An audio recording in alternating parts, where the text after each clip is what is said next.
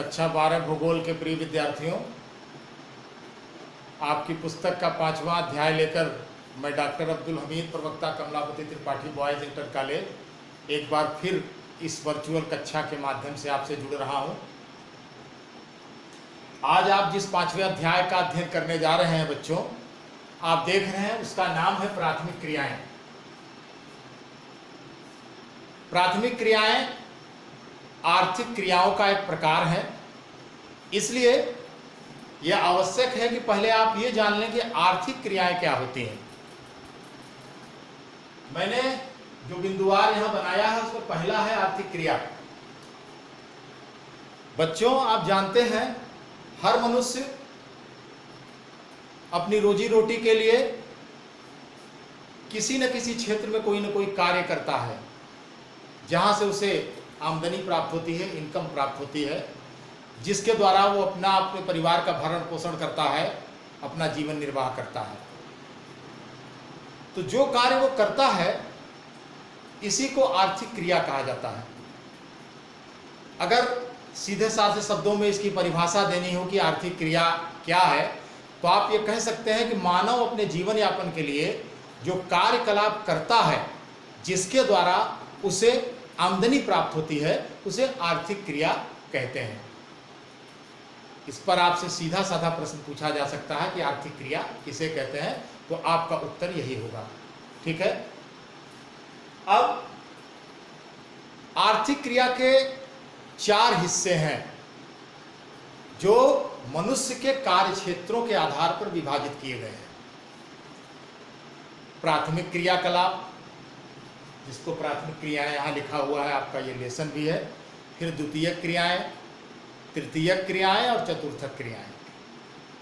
हम बारी बारी से अलग अलग अध्याय में इसका अध्ययन करेंगे, लेकिन एक थोड़ी सी रूपरेखा मैं आपको बता देता हूं कि इनमें क्या अंतर है।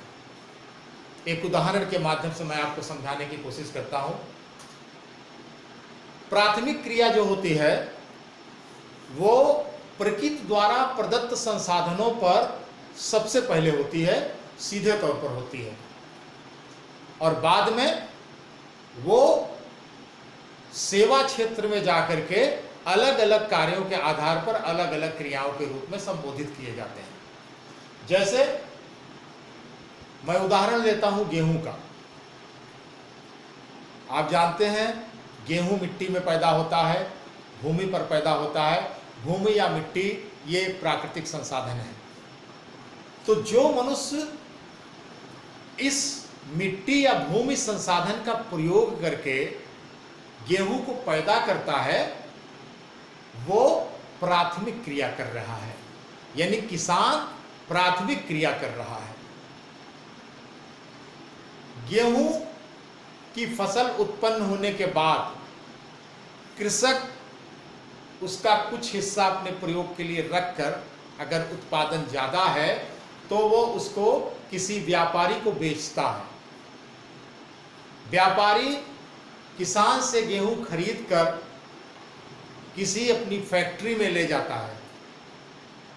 उस फैक्ट्री में गेहूं को पीसा जाता है, उसकी घिसाई की जाती है, उसमें से चोकर अलग, आटा, मैदा, सूजी इत्यादि पदार्थ प्राप्त किए जाते हैं।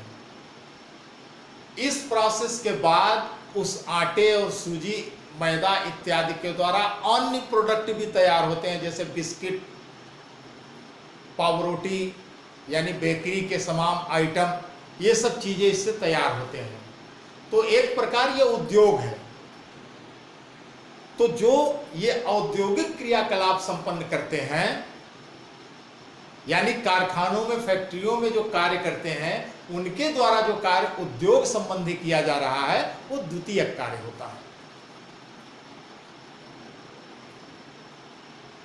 जो गेहूं है उसको फैक्ट्रियों तक ले जाने में, यानी जो व्यापारिक गतिविधि हुई, जो परिवहन हुआ, ढुलाई हुई, जो भंडारण हुआ, जो पूंजी लगाई गई, जो बैंकिंग सुविधाएं प्राप्त की गई, ये सारा जो है तृतीयक क्षेत्र है।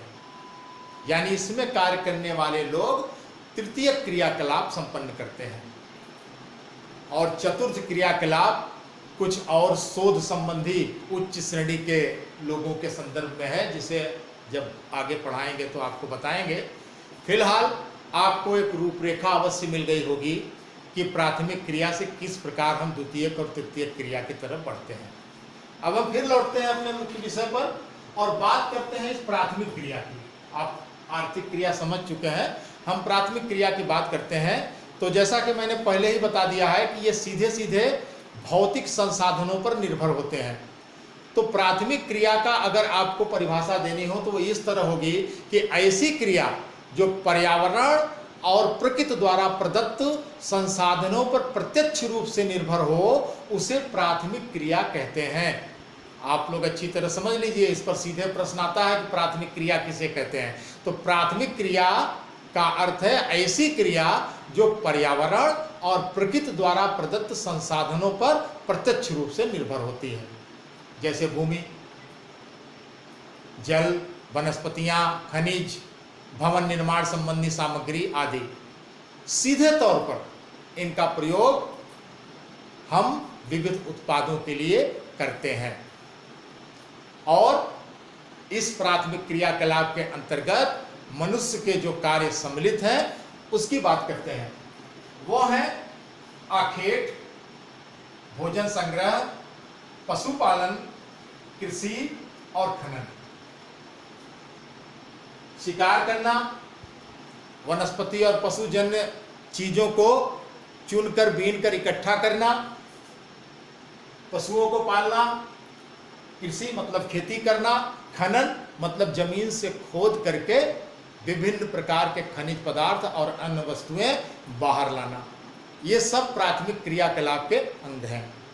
ठीक है, अब मैं आपको ये बताना चाहूंगा कि इस प्राथमिक क्षेत्र में जो लोग कार्य करते हैं,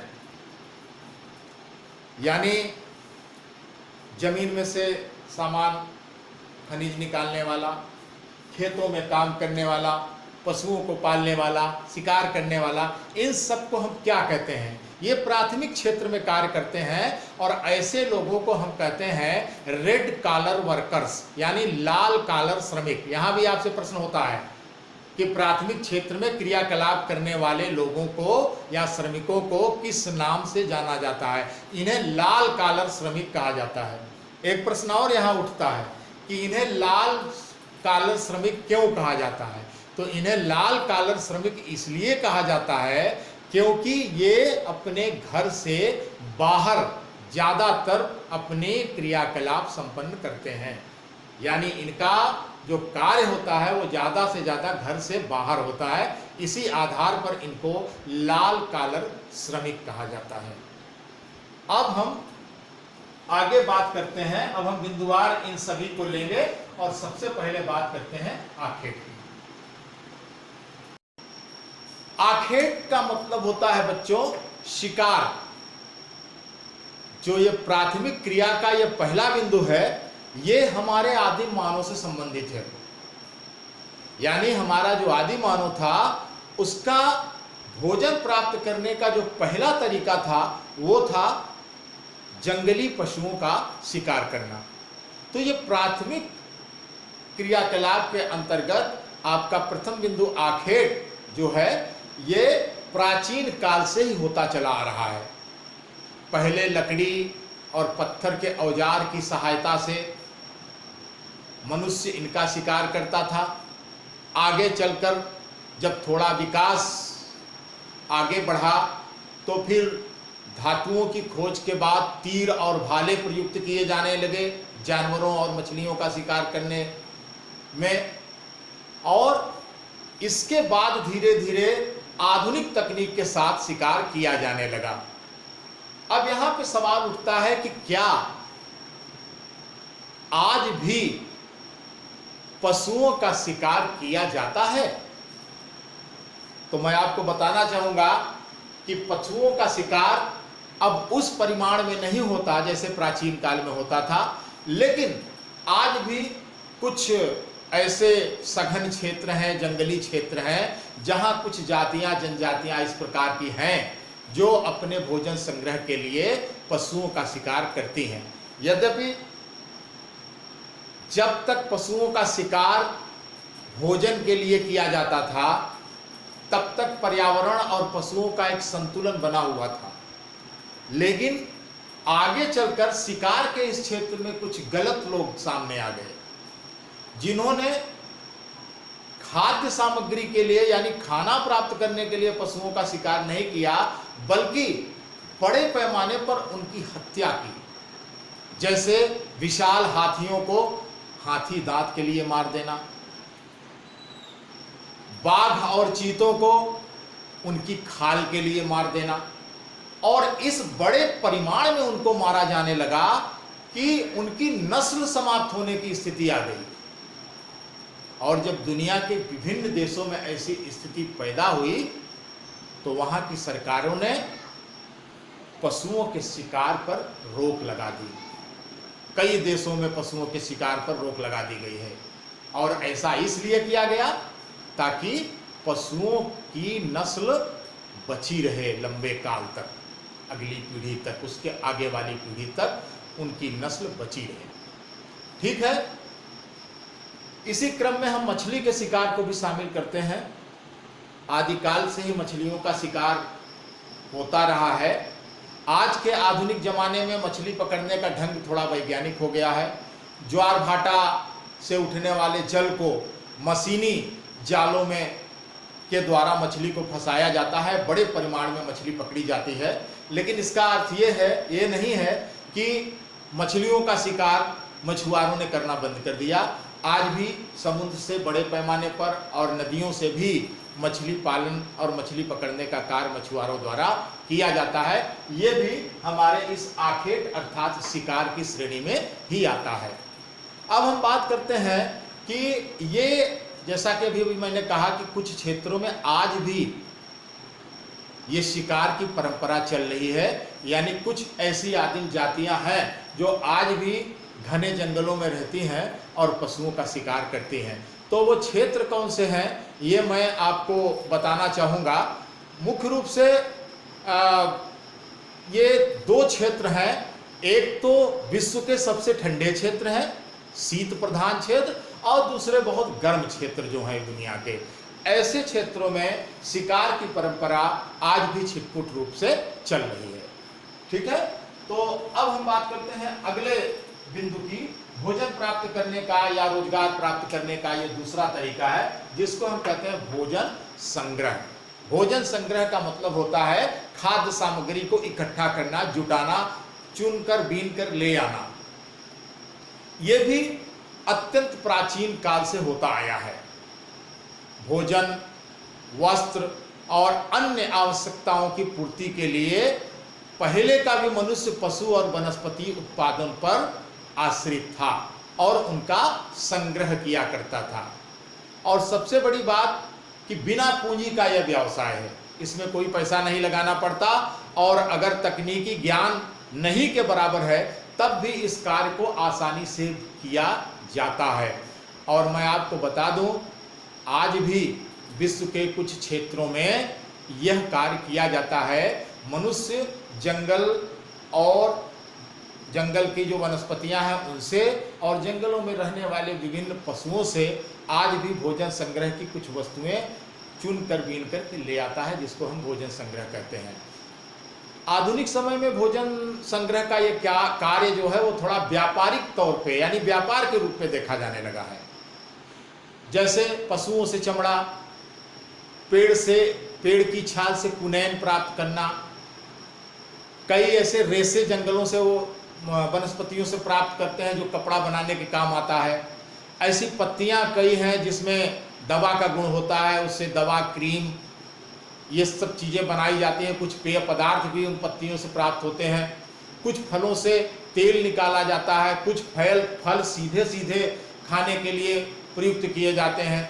साथ ही साथ पेड़ के तनों से और उनके टहनियों से रबड़, गोंद, ये सारी चीज़ें भी प्राप्त होती हैं। और साथ ही साथ जंगली क्षेत्रों से छत्ते जो मधुमक्खी लगाती है उसमें से बड़ी मात्रा में शहद निकालकर ये संशोधित करके बाजार में बेचना, ये भी एक कार्य है भोजन संग्रह के अंतर्गत। यानी इन पदार्थों को जब ये मनुष्य इकट्ठा करते हैं तो इकट्ठा कर लेने के बाद अपने उपयोग के बाद जो बचा हुआ होता है उसको बढ़िया ढंग से संशोधित करके बाजार में बेच करके वो मुद्राएं भी प्राप्त करते हैं। ये इस मामले में अगर देखा जाए भोजन संग्रह के मामले में, तो प्रति व्यक्ति उत्पादकता इसकी बेहद कम है।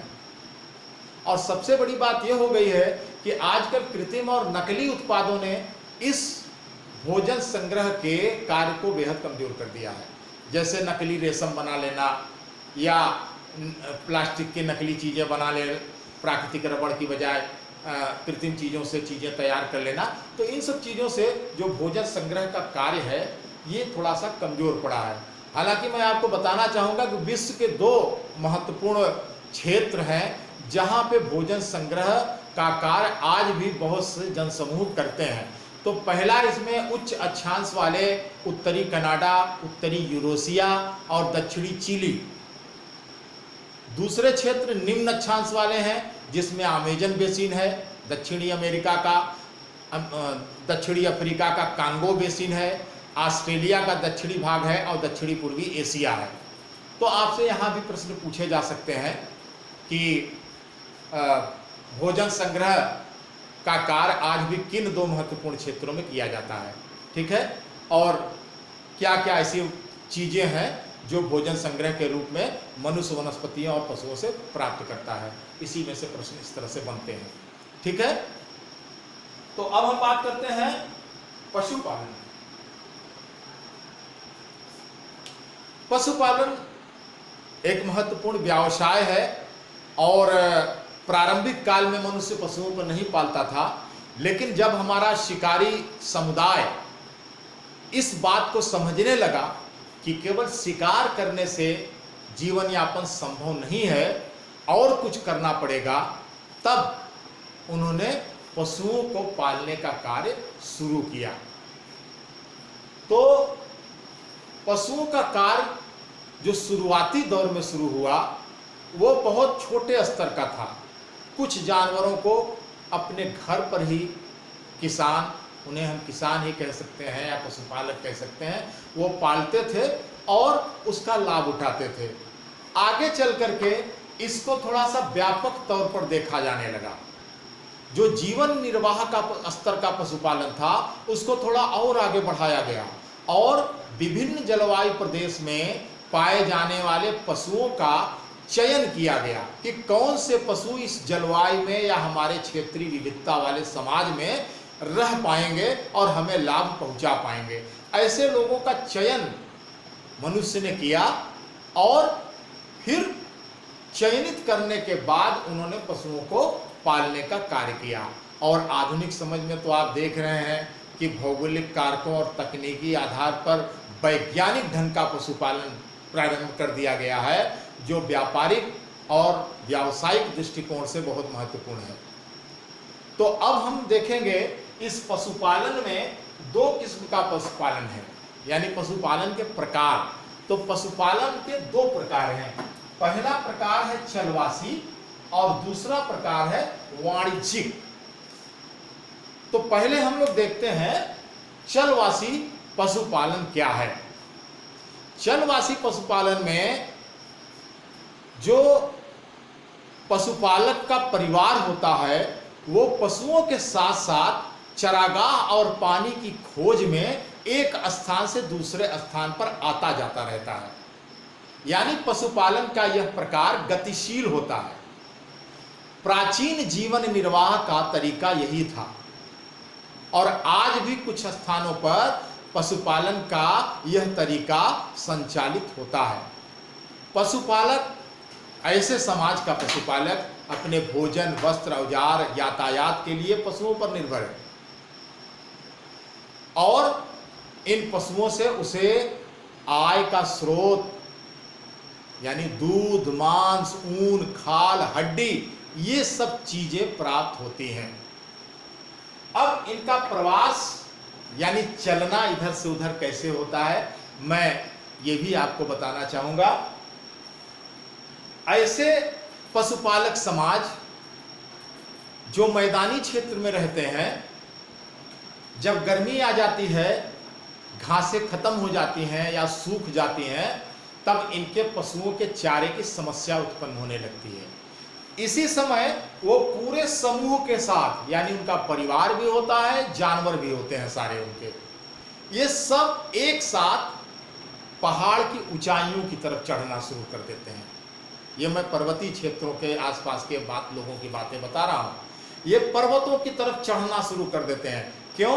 क्योंकि जाड़े में एक तो पर्वतों की जलवायु अच्छी हो जाती है और हरे भरे चारे के मैदान उनके पशुओं के लिए उपलब्ध रहते हैं।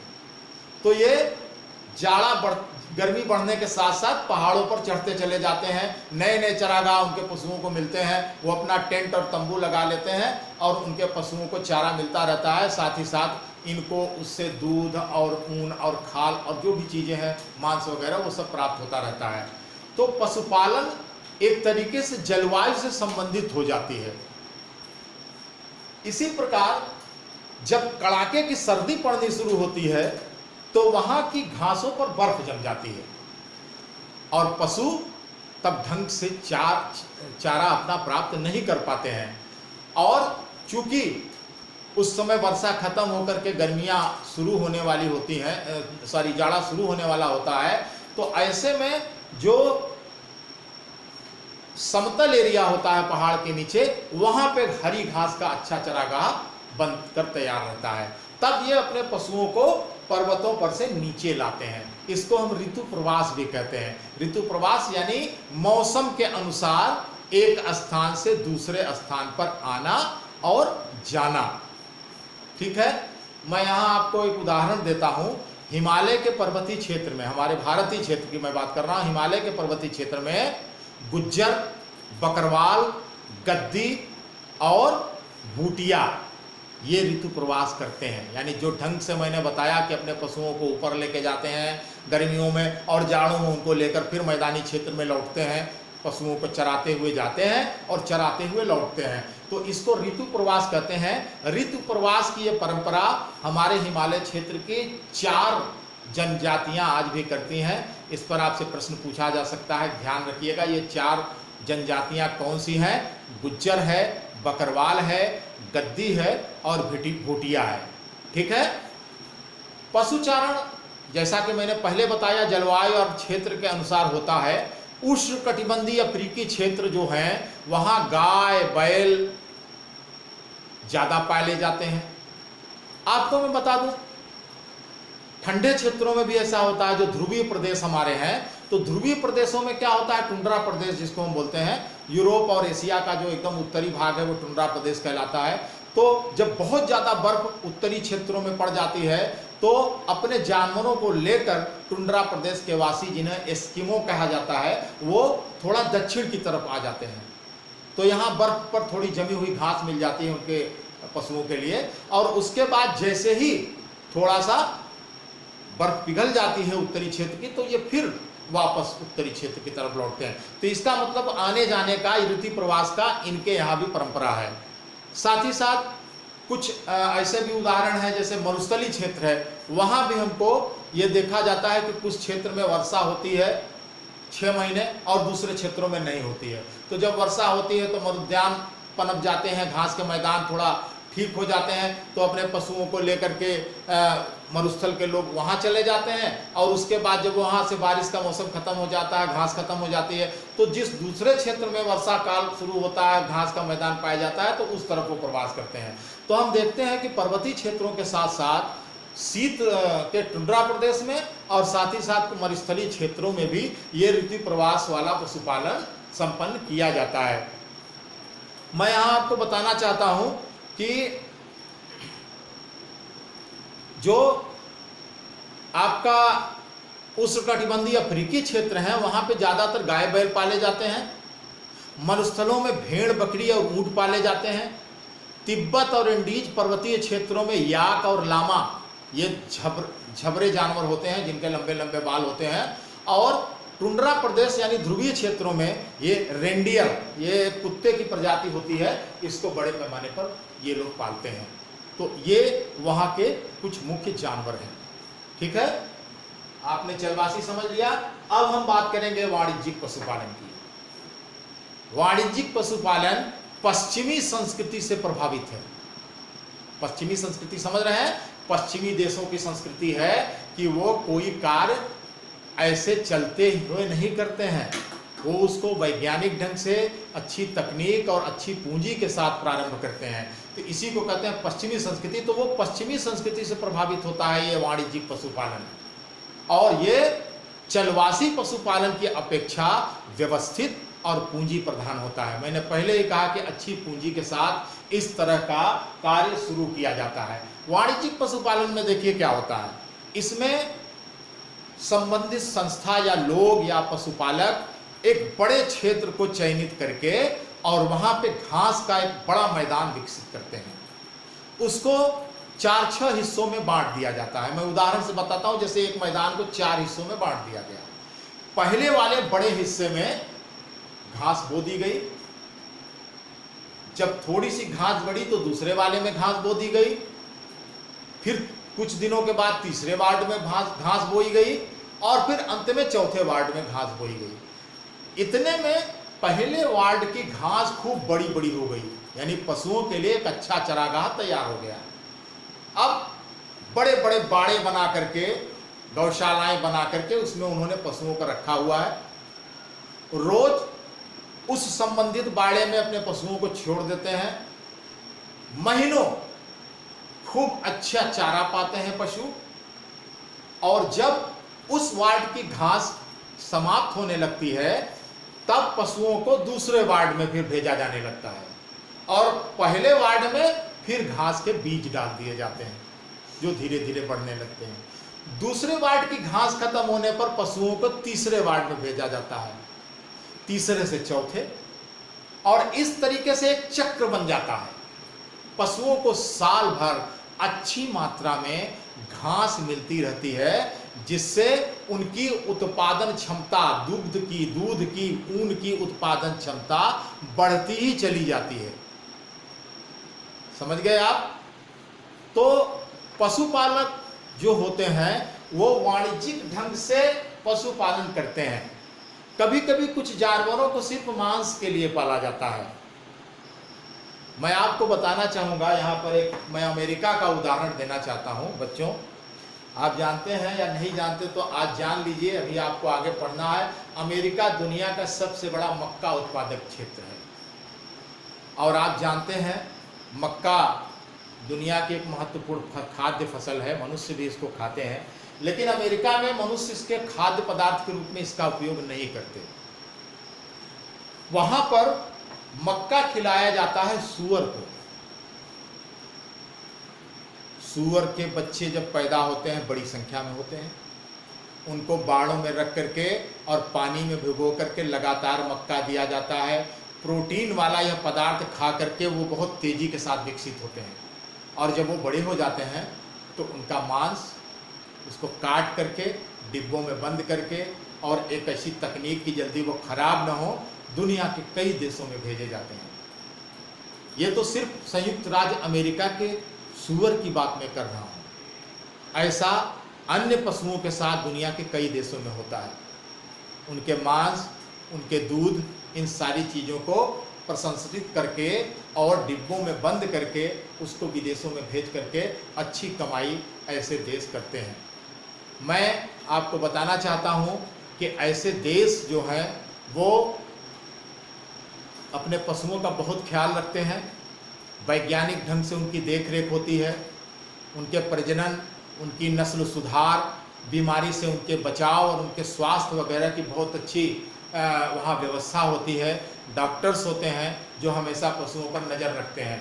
साथ ही साथ वैज्ञानिक ढंग से उनका दूध निकालना, वैज्ञानिक ढंग से उनके भेड़ों का ऊन काटना, ये सब काम इतने अच्छे तकनीकी ढंग से होते हैं कि उन्हें इसका अच्छा लाभ प्राप्त होता है। अगर हम क्षेत्र या देश की बात करें कि ये वाणिज्यिक ढंग का पशुपालन कहाँ होता है, तो इस मामले में न्यूजीलैंड पहले स्थान पर है। न्यूजीलैंड के साथ साथ ऑस्ट्रेलिया, अर्जेंटीना, उरुग्वे और संयुक्त राज्य अमेरिका, ये सारे देश वाणिज्यिक पशुपालन के लिए बेहद महत्वपूर्ण समझे जाते हैं।